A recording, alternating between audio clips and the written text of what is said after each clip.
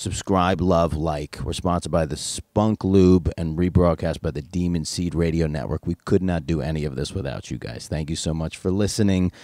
Please give us that bump. Sports Stars People Podcast. I'm Dan Frigolette. I'm here with Amberly Rothfield. Hello. Rothfield. Yes. Rothfield. I will take. I overthink it, and then it's you weird. Can call me Ruffle. Ruffled. Amberly Ruffle. Thank you for doing this episode. Thank you for having me on. This is an honest to goodness honor. Okay. Yes, I've been a big fan for a while. The best thing I've heard in a long time. Thank you for that. We're on the Purple Couch at AVN. I'm making it a thing. I don't think it's a real thing. I've dubbed it. I think you should make it the thing. I just dubbed it. I mean, Wendy Williams, hers is a purple couch. Yeah, dubbed it. It's done. We're in it. We were talking at length already while I was setting up about the law that was passed that makes content creators' lives much, much harder. Catch everybody else up on what you've already told me. Yeah, sure. So it's there's called SESTA and FOSTA. They're FOSTA. two separate ones. One regarding online, one is like real-time stuff, but we lump it together for understanding purposes. And it's a federal law. Yes, it is. Every single state is affected by SESTA FOSTA. That is like framed in the realm that we are trying to stop sex trafficking. Yes. But what it's actually doing is stopping sex positive people from creating content and doing it shut sex down work. It shut down dating sites. Is that right? Which one? There was a furry site where, no kidding. Yeah, what was that called? I don't, I feel bad, not off the top of my head, but it's pretty easily to Google because it became I want to say the New York Times did a piece on it. Tiny little site, maybe 2,000 people on it, but they're like, we can't take the risk that any of you guys are meeting up and paying for sex. Interesting. Yeah. So basically the bill says that if it's done on your website, so if you have members on your site and they're talking and they're discussing stuff and they discuss sex for hire, then you are responsible as the website owner because that happened on your site. Right. And so this is like the equivalent of over-serving at a bar. Basically, over-serving. Actually, 100% is exactly like over-serving in a bar. I was gonna tiptoe back on that, but I'm no, that's actually 100%. I never thought of it that way. That's perfect. Yeah, they try to hold the bars responsible if you crash your car. Exactly. Because people that crash their cars into other people when they've been drinking inherently are not a group of responsible people. So you can sue that person, and then you never get any money. So they had to try to get they had to make it a bigger consequence. Exactly. So that's basically what the law did, and it made it to where a lot of website owners had to walk back some of their rules, or even shut down completely because they didn't want to take the responsibility of that. And it's actually the law that took down a website called Backpages. Yeah, that's what you're saying to me. Yeah. Yeah. And I didn't know about the vanilla aspect. All I knew was the dirty side. Unless I'm confusing it, but I thought Backpages was also like an actor's resource because everything. So all of these types of sites, Craigslist included, you can always get acting roles and things like that on them. But then there's this other seedy side that sort of holds the site up. That's where the money gets made. See, that's the only thing I pay attention is the seedy shit. Yeah, of course. So let me just double check that I'm not an idiot. Absolutely. No, I bet you're right. It's just I've never looked at the vanilla side. Yeah. So Backpage, right? Yep, Backpage. That's the site. Yeah, right for there. sure. Yeah, people were for sure trying to get acting gigs off of the site, and then there was the back page of the back page. There was the back door to the back page. Yeah. Yep. The back door. The back door. That's where we went. So they got them shut down because it's a lot of solicitation. There's a lot of solicitation. So on that site. What is the solution? Where should we be as rational adults who are sex positive, who understand that sex work is can be a safe and responsible thing? Where should we sit on the issue that is a reasonable response? Because obviously there is an extreme on both ends that is wrong. Yes. I will do everything in my power to help sex traffic victims. Abso-fucking-lutely. Yep. I refer them to people like the Cupcake Girls or Pineapple Support. They have amazing resources in those regards. But putting the onus on somebody who built a website is sex for hire to me, it's ridiculous that it's outlawed.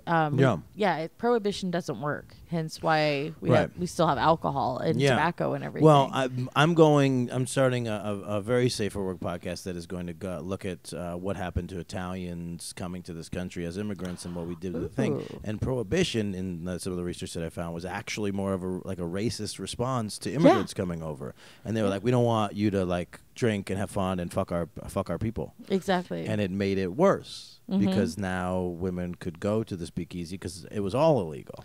Yeah, there's this I forget where I got this quote from, but I love this quote, and it's you incentivize what you criminalize. Yes, sure. Yes, I sure. love that. Yeah, quote. it was this notion that the last episode we did, which hopefully should be concurrent with what we're doing. We were talking. The performer asked me like, "What is it with the butt? Why is everybody obsessed with the butt now? Like, why is it like? Because it's why is the taboo. asshole still a problem? Yeah, because she started her career like in anal. Pardon me. And I was like, yeah, it's like we just want Which performer was guys. We that? just want what we can't have.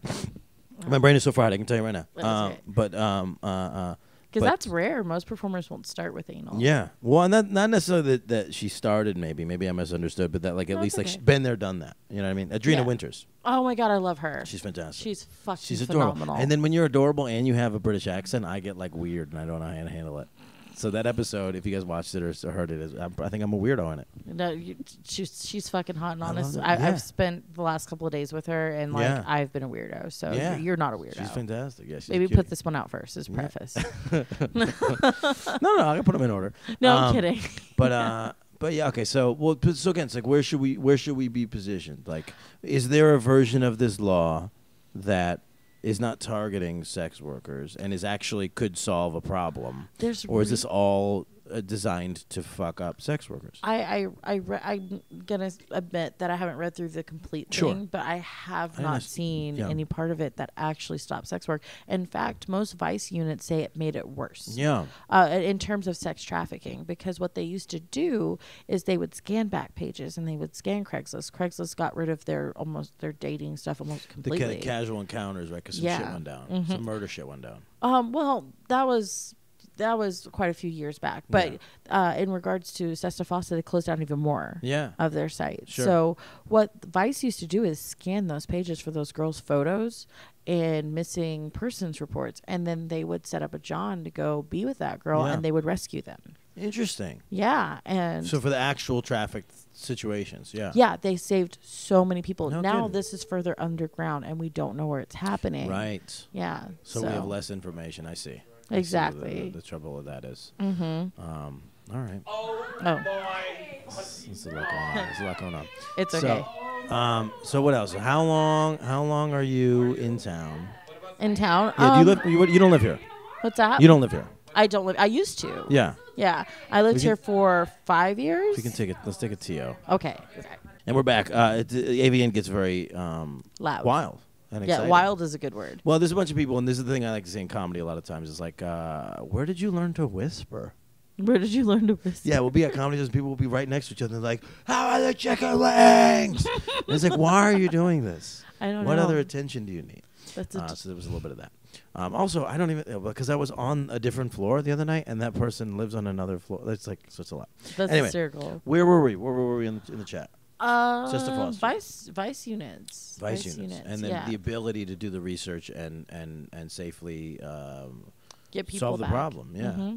Yeah, I mean, I'm not going to say like, oh yeah, I'm so glad that we're able to find sex trafficked people on Craigslist. Like that sucks. But at the same time, like now that's pushed further underground. We actually have people in the system longer that we're not able to get out. Yeah. So there's that. I went to. Are you familiar with the Sex Workers Outreach Program? I do. I actually raise a lot of money for SWAP. Oh, very cool. So I did a swap event in New Hampshire. New Hampshire's trying to change some laws. Ashley Fires. Ashley Fires event, yeah.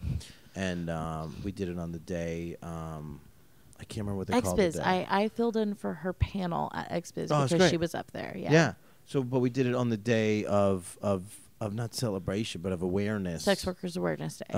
When we read off the names. And there was a lot of common themes that I found in some of the things. And there was this sort of like, it feels like in other countries, Africa, pretty specific, and this is just listening and not like really doing the research, but it's like every like name, age, sex was all unknowns, which to me said in Africa, if you're a sex worker in any fashion, they're not even looking to identify you. No, you're literally just a number, and it was like literally it was like person 1, person 2, and it was wild, and it was a really moving and an interesting evening. that would Because be they also asked me to do sad. comedy. Oh, So they were like, should we do the names and then put you on? And I was like, please. Let me do comedy and then do the names. oh Because my! I've been to events where they I'm just...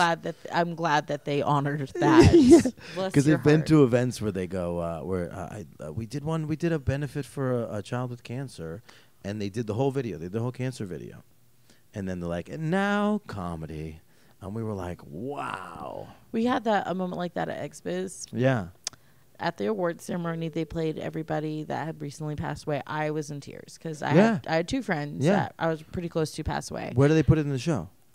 Halfway through. Okay. And then they jumped right back into like, here's the next award. Right. And I was just like, Yeah. myself. Well, as long as you don't have to do like a comedy set. I tried to watch AVN Awards on Showtime last year, and it looks like they do a crawl at the beginning of everybody that we've lost, and then they go right into the show. Yes. But they don't do it. They don't make it seem like it's happening in the room, so they do it sort of just for the viewer, and then you go right into the show. So it's this quick, easy, fun, like well-produced thing where it's like, this is where we're at, and then now go.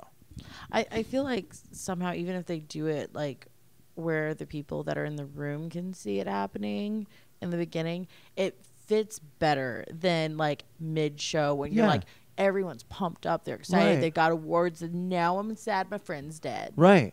Right. It's like, and then also like this, especially because of some of the details, it's like some of the details are not great. So it's like, the sadness that comes with that. It's like, it's rough.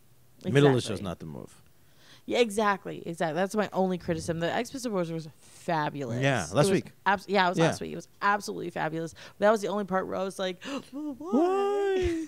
Why? I want to see this person win an award. Yeah, I timed my trip wrong. I didn't know about XBiz Awards, so I was here doing comedy during the awards. Oh no! Yeah, so I didn't get to go. I'll do it next year.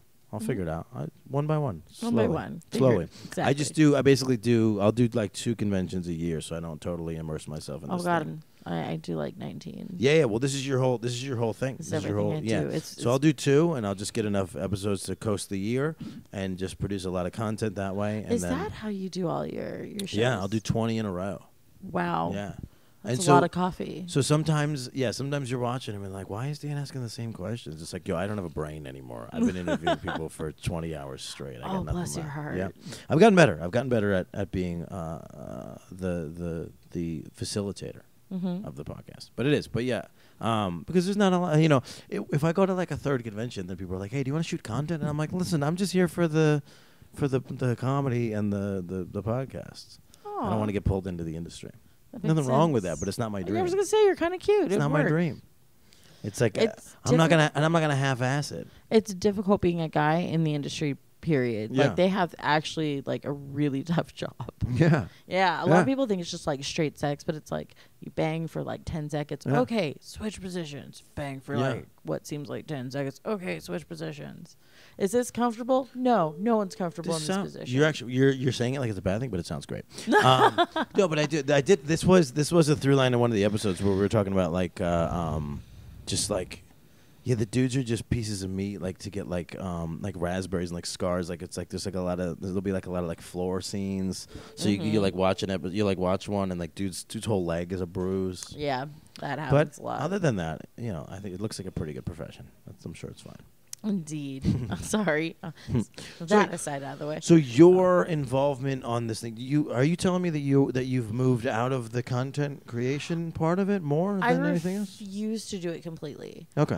Because I don't feel like I can give accurate business and marketing advice if I remove myself. Sure. Because then I don't know what's actually working. Like I could theorize, but and I think that's what's wrong with a lot of like people that do any kind of consulting work. If you're not actively working in the field, how can you tell other people how to position those who themselves? can't teach vibe. Yeah, well, I mean, to a degree, but like I've also proven I can. Right. I'm not saying for you. I'm saying like because yeah. there is that element where you like meet somebody and they're like, what is your background? And they're like, oh, I was for 6 months did this. And you're like, fuck you, dude. I was in professional baseball for 2 years. Yeah, I got drafted and then I blew out my knee. So like, what the fuck am I talking to you for? Yeah. So, okay, I'll tell you how to not blow out your knee. Tell you how to not blow out your knee. Wait, you're the expert in blowing out your knee. I'll tell you how to blow out your knee. Exactly. So yeah. okay, well, so what is your position on content now? What are you producing? Are you producing while you're here? Are you working while you're here? I am. I actually have made about 27 different clips while here. No shit, yeah. I'm a tenacious little thing. Yeah, sure. Yeah. I have also made a few clips. So I make content for 2 separate sects. I make content for my guy fans, and I make content for the industry teaching marketing. Okay. So, yeah. Interesting. I have to create a shit ton of content. Yeah. That's cool. I just signed up for AVN Stars so that I could get the wristband and get some free coffee. But they were like, you got to put a picture of your dick up. I mean, that's really the thing. Did they actually tell you that? No. Somebody else signed up. A talent's husband signed up, and she was like, just put a bunch of dick pics and and I'll do a video of blowing you. And I was like, I didn't need to do any of that. I just put a regular photo of me up. You could have just made the account. I was like, you're fine if you wanted to do that, but you didn't need to put up the dick stuff.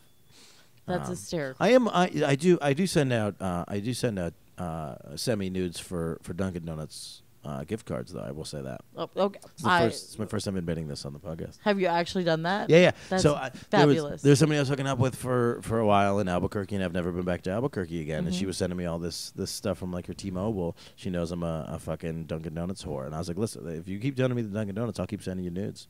And then a dude. She did it. Yeah, and it's been like 2 years. And then a dude, friend and fan, caught wind of this and just started sending me Dunkin' Donuts. And then out of guilt, I've been sending back. Yeah, I've been sending back semi-nudes. There you go. Nudes, Yes. I'm not fully committed. Build up that muscle of like, maybe one day he'll get a nude. Right. Oh my gosh. So my vibe is I'll give a percentage of the package. The percentage of what if he drops you $1,000 Dunkin' Donuts gift card? Yeah. Say that again, and if I will send everything. You'll send everything. Yeah, so he said it. Like, although at that point I'd rather just go on my Amazon wish list at that point, and then basically I'm in the industry at that point. You're in the industry. There's no looking back.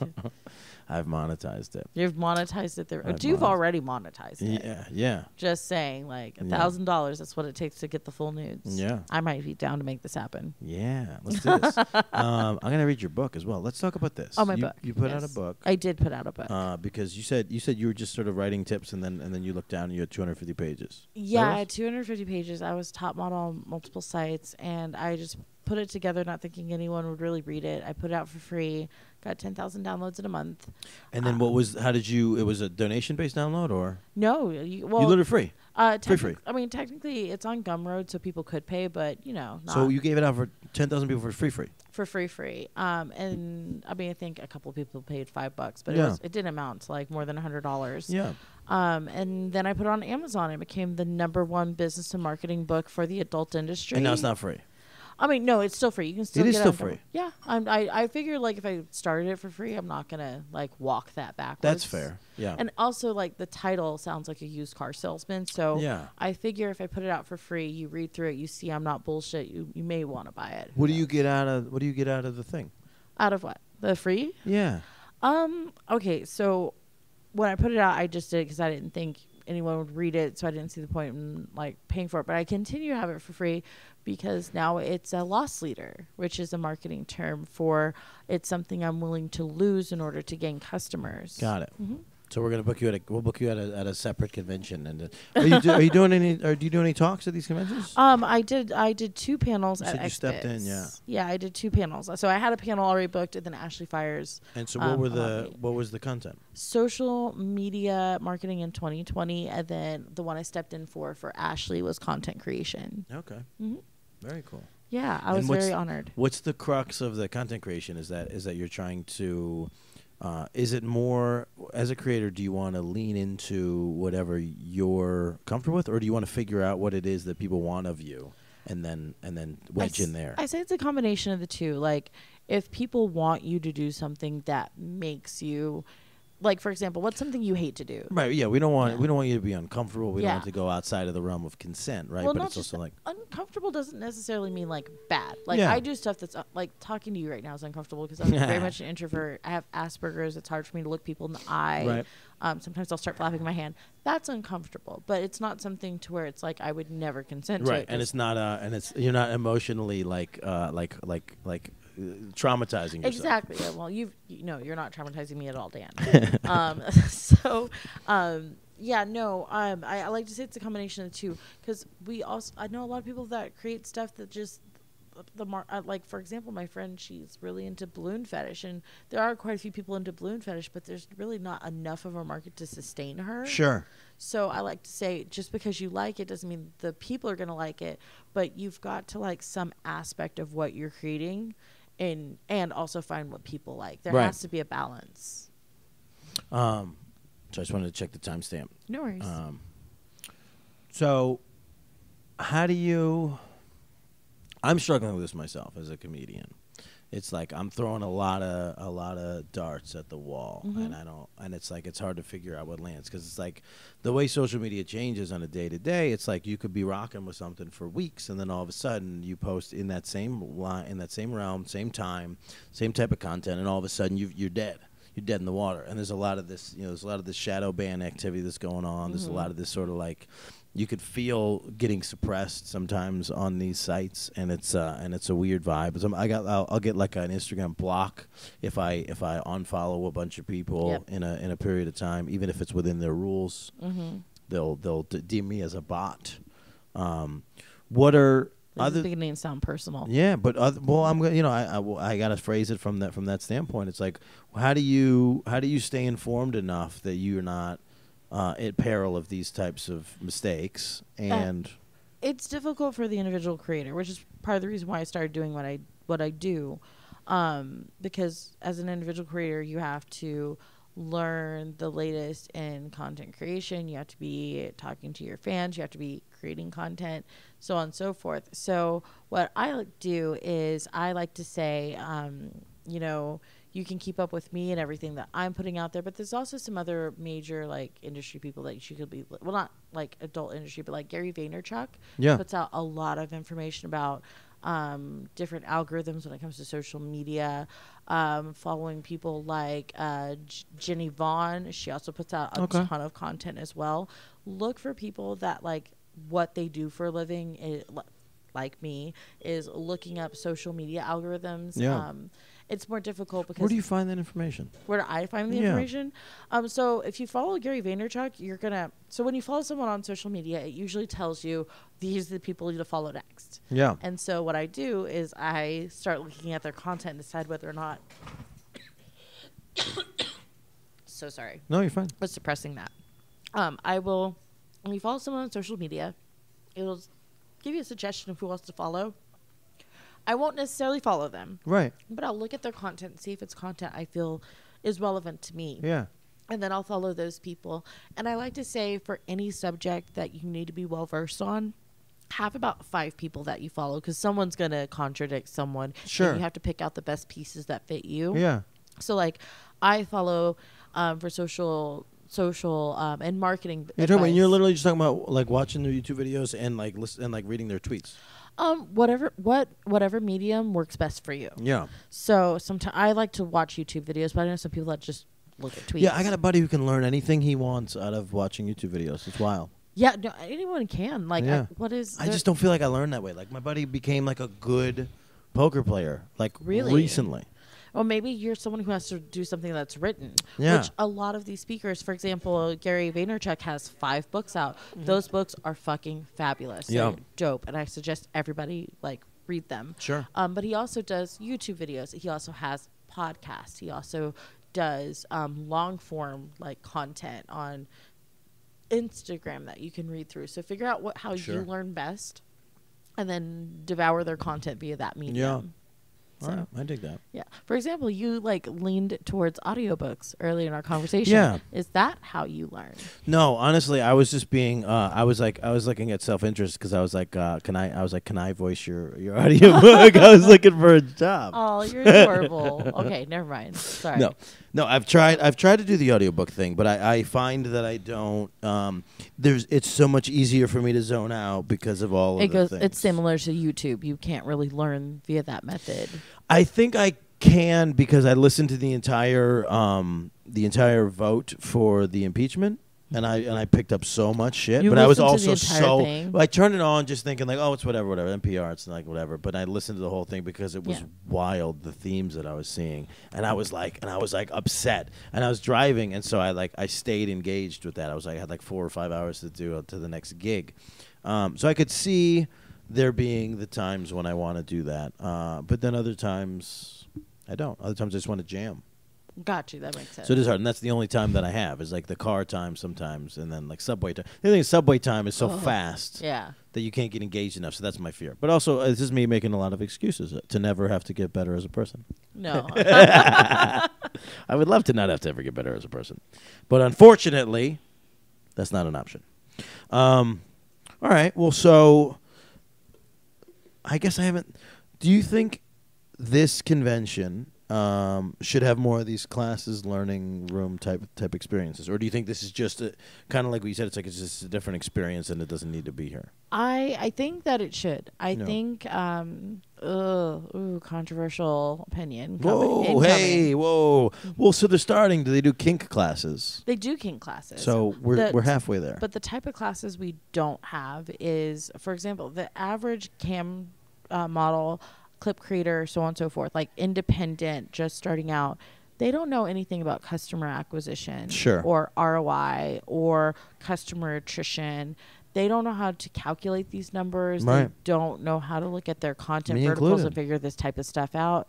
And so like my mission is to try and teach these principles. Sure. And sadly, we don't have enough panels or talks in our industry talking about these types of things so that we can educate clip creators and cam girls on these basic principles of business. So I just started like spinning because it's like we need these chats. Comedians need these chats. It's I think all independent, like this is stuff that I like to say mom and pop shops understand, but like when I say creator doesn't have to necessarily be adult. Like, I work with a lot of YouTubers and streamers. Right. They don't understand. Right. So to be able to really hone in on like what I need to be focusing on is really valuable to because it is that we live in the age where if I can just figure out how to facilitate 100,000 to 1 million followers, then I can literally pick and choose my career path.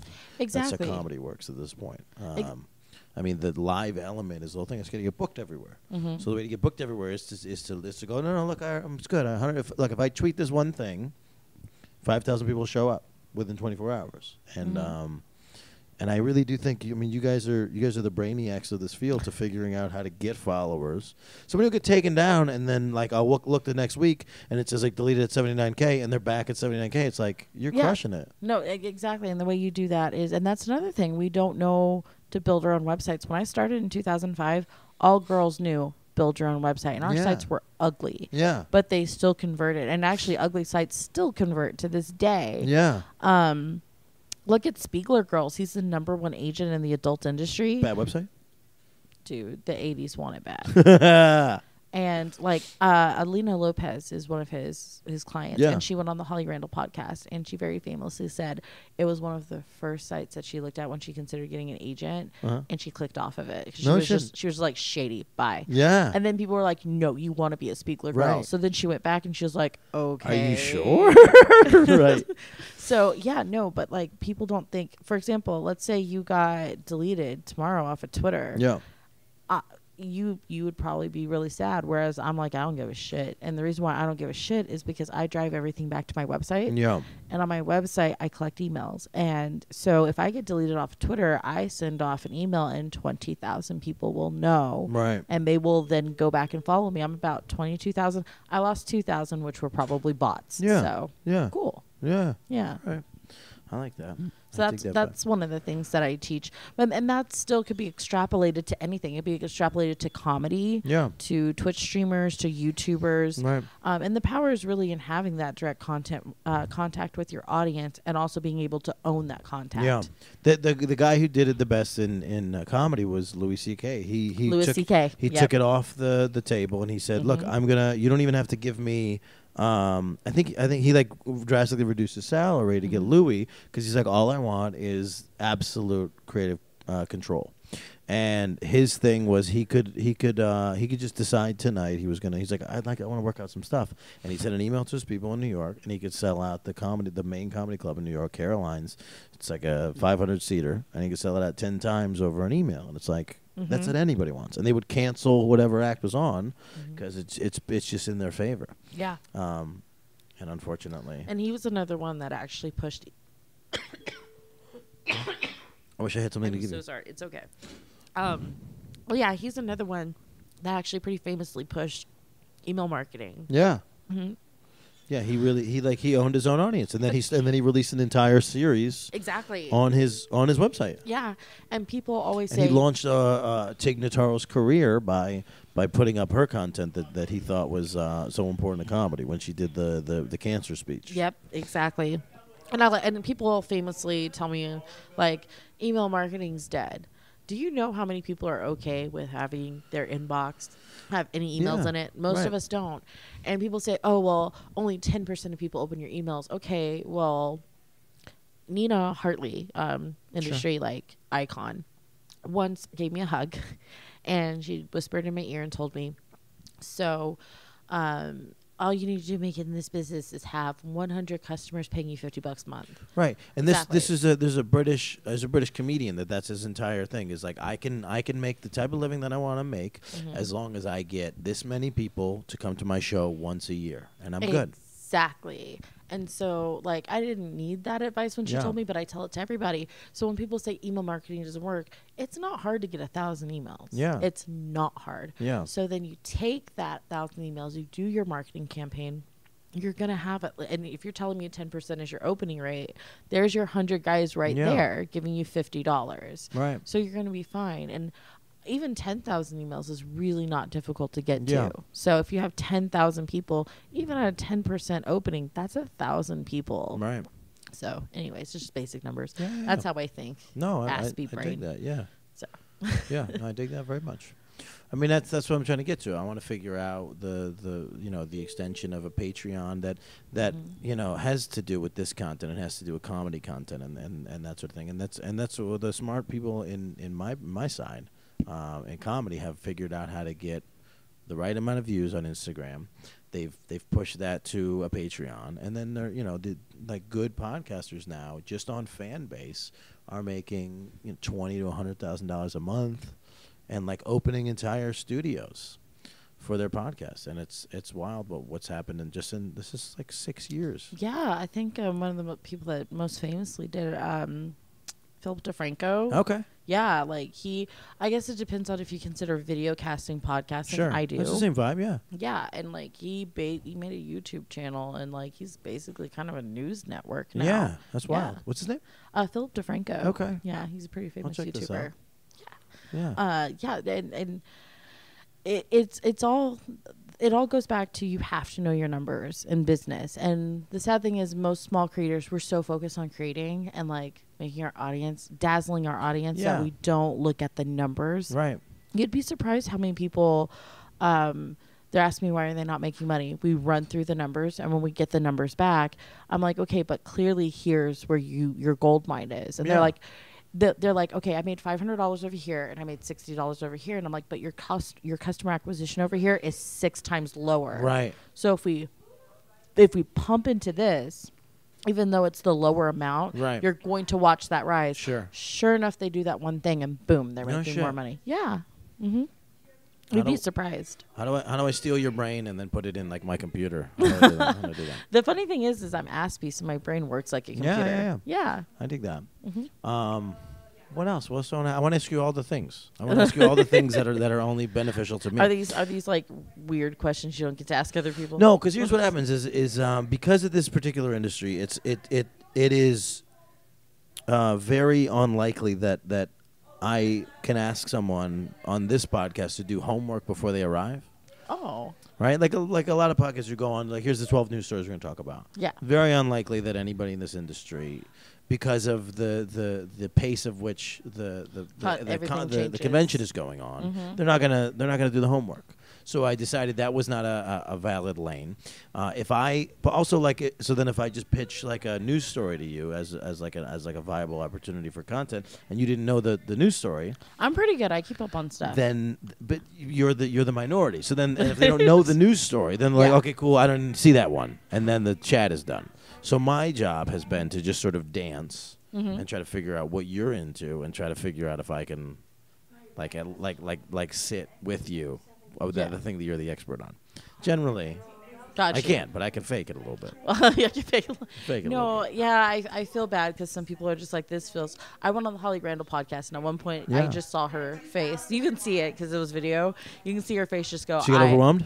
Yeah, she was just like, and too much nerd. Yeah. Oh, she said that? No, she didn't say that, but you could just see it. Oh, I wish she said it. Yeah, I wish she would. Yeah. I started nerding out, and I had to stop myself, and I was like, oh, so we went too far. Yeah. You can only, it's like, I mean, we've all been in those chats where you go beyond the level of like agreed upon knowledge. But that's the moments I'm looking for. That's sort of what I've tried to make this podcast be, is that like I just got to figure out what you're into. What I'm into, and then I'll talk about it. It's got fine. you. Yeah. I'm a big nerdy person. Yeah. For example, we make robots. Me and my wife. No shit. Yeah, we made a bot that. What are you having your slave robots do? I had a bot that went through all of Twitter looking for like commonly used, like the most popular sites based off of hashtags. Oh yeah, we're weirdos. No, this is great. And we also made bots that scrape all the data from clip sites in order to know what's like day to day, what's the trends and what's jumping up and why. Is it because of this holiday? Is it because of a news story? Yeah. So like data trends. Like I'm just I have a sickening fetish for numbers. Are you set up to be able to lean into those hashtags like fast enough that like that while they're still going on, that you get the content in there? Yeah, actually, yeah. We position stuff as best as we can. So it's like, because it's like you don't know how long those things are going to trend. Exactly. And hash. Exactly. So you got to get in there. Yeah, that's actually fast enough. It's part of the way I've decided to make content to teach people about stuff. Yeah. Is I can see how things are trending and what's going up and what's going left and what's going right. So I'm able to then create guides that people are going to need. Tell them, hey, it looks like this new feature on this site is doing this. This is why this is trending. You want to do that, so on and so forth. It's wild. Yeah. That's wild. I mean, that's what we all need. Do you think I should make some comedy robots?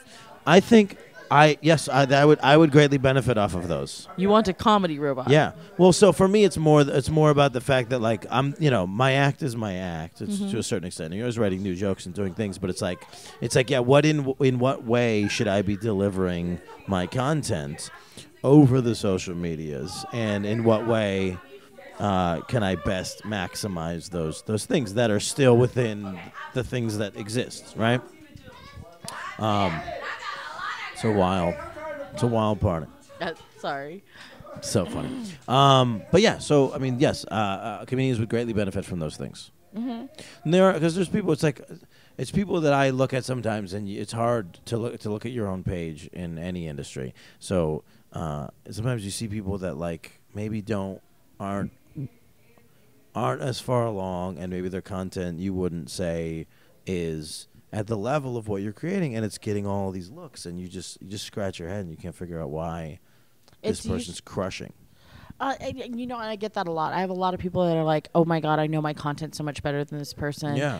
And a lot of times when I dive into those types of situations, I find that person really connects with their audience. For example, the videos I create my marketing videos, and I don't tend to edit them. All my likes, buts, stutters, I stutter a lot. Sure. Ends up in the videos because I have to put stuff out at such a feverish pace that I don't get to edit, and we don't have like a massive team behind us quite yet. Yeah. So, and people tell me all the time, like, oh my God, you're stuttering. Oh my God, this is this. Oh my God, this is that. And what I'll do is I'll tell them like, I'm very sorry. I'm a very personal person, and usually they walk it back and they're like, I get it. You're just trying to put out content as quickly as possible. Yeah. So that person's very, like, they have a connection with me. So whenever I see someone that doesn't have the best content, but they're fucking crushing it, it's because they've built a very... Figured out what people are into. Well, not just that, but, like, they've built a very personal... Yeah. For example, there was this one... I'm going to use comedy. Yeah. There was this one comedian. I cannot remember his name for the life of me, but I was actually looking at his page, and I was helping another, ironically, a comedian friend of mine figure out why this person was crushing it. Yeah. And it was because this guy had open DMs. That was the only difference. Because he has what? Open DMs. And So people can message him at any point. No and shit. he messages everybody back. No shit. Yeah. It's wild. So the fact what that is they what is he messaging back that is not evasive or invasive enough to the people that are messaging him? He would just be more real. So his page was funny, but like his DMs were just personal. Like, hey, thank you for like being a fan. Thank you for even knowing who the fuck I am. Yeah. And people were just like, whoa, like, okay. So are you familiar with the psychological construct of social debt? No. So if I say hello to you, you're gonna say Hi. If I open the door for you, you're gonna say Thank you. If I sit here for an hour talking only about you, at some point you're going to try to figure out about you, unless I'm a piece of shit. Exactly. All these things are as long as you're a fairly normal person, you're going to do. So social debt is where you feel indebted to do something back to me because of societal norms. Yeah. So social currency is once I figure out where you are in the hierarchy, or once I get an idea of where you are in the hierarchy, I will then react in kind. So if I feel like you're higher than me and you just did something for me, I'm going to act more gracious. Right. And when we apply this to the social media world, to me, followers don't matter. Engagement matters. Yeah. I want to see more likes. I don't care what your follower count is. Sure. I want to see engagement. But most people look at followers. So someone who has 200 followers, most average people only have like maybe 100 followers. If you even have 1,000 or 10,000 followers, you are like a god. Right. So for that person to message me back, I'm like, oh my god. Okay. Like, yeah. There's an element of this, and I will plug it right back into what I get out of, like what my experience is. Mm-hmm. There's an experience that I get in other countries. So in South Africa in particular, the level of celebrity is more accessible, but it's also more it's more impressive. Mm-hmm. So it's like it's just people walking through the streets, but people, like, I'll be hanging out with my South African comedian friends, and like children will walk up and be like, "Hey, can I take a picture with you?" And it's like, "Well, this is why are you this famous?" Like, it's wild, because it's just so because of the gap socioeconomically, it is just so out of control. So when I go to South Africa, I get a following base that thinks that there's no way that I'm going to message them back, that I'm going to appreciate their things, and so that's pretty good. So like in the crudest terms, here I get like people that follow me because they think that they can sleep with me, and in South Africa I get people that think that there's no way. Can't sleep with you? That the people that think that there's no way, and in America they probably can't. Everybody probably can. Yeah. But in South Africa they think that there's no way that could happen, and so that is somehow a more respectful group of people. And then it becomes more about the art and the fun and the thing, because it's not just hitting me up to try to hook up. Here it's a little bit more. If it's a DM, I kind of know what the vibe is. Yeah, exactly. So that speaks to my I guess my social, what did you call it, currency? Your social currency, is low because it seems like everybody can get this. But even in America, you'd be surprised. People message me, and when I message them back, they're like, "Oh my god, no. I want to get to that stage. I'm not there yet. I want to get to that stage, and I've done a good job. 6 months, I've really racked my engagement up. Like my numbers are triple where they used to be, which is great. Awesome. And I'm just working. I'm trying, but I am hitting these walls. I'm hitting these weird blocks. Aww. And usually, like, everything's going to have a plateau. Yeah. I'm really good with social media, and I think January, but then again, I haven't been really pushing shit. I only got 300 followers. I'm used to 1,200 a month. No worries. But yeah, like, plateaus fucking happen. It's just a normal thing. I say it's actually good. If you're plateauing, it's normal. If I see someone on a hockey stick like ride for years and years and years, I have to wonder like you're probably using robots most likely. Yeah, well, I think there's a lot of accusations for people that you bought your followers, and there is a stigma to buying followers. But yeah, listen, I could talk to you probably forever, and we've been going 45 minutes, and I think there's a window that people want to view and listen to content, and I like to be in the 45-minute range, so we're right there. All right. How do we follow you? How do we get your book? How do we do all the things? How do we pay for your content? Tell us all of it. Sure. I can't give the free stuff away for you. Whatever you want. I love you. Thank you for having me on again. If you want to follow me on Twitter, Twitter's the best one. Amberly PSO, as in phone sex operator. I thought that was clever. Yeah, it's it not. is. I don't think it so. is. Really? It is. I'm up here. That means it's honest. Thank My you. voice is on this intonation. I'm agreeing with you. I love you. So my website is amberlyrothfield.com. Yep. If you want to get my book free, I always say get my book for free. Let me prove I'm not bullshit. Then you can buy it. It's Gumroad, like I'm chewing gum walking down a road .com/L/Amberly-PSO. Okay. And it is on Amazon if you absolutely do want to buy it. Okay, very good. This is the Porn Stars of People podcast. We are on Google Play. We're on iTunes. We're on Spotify, wherever you get your podcast stuff. We're also on the other one if you happen to switch platforms. We have some YouTube content for today. Thank you so much to my guests for being here, guys. We are sponsored by Spunk Lube, and we are rebroadcast by the Demon Seed Radio Network. We drop a new episode every Mondays at midnight East Coast. We've started a Patreon. I'm gonna try to use our guest as a resource to try to figure out how to hone in the content, but then also you guys can let us know what you want to see. I'm subscribed. Yeah, are you? Yep. Oh, you're the one. You only have one? I think so. So let's boost that up. I was trying to figure out who that was. But we're gonna do some fun, like I like to do like a human challenge now. So Sure. I'm gonna figure out what that is in a second, and you guys check that out on Instagram. Thank you guys for listening and watching. Thank you. I appreciate it.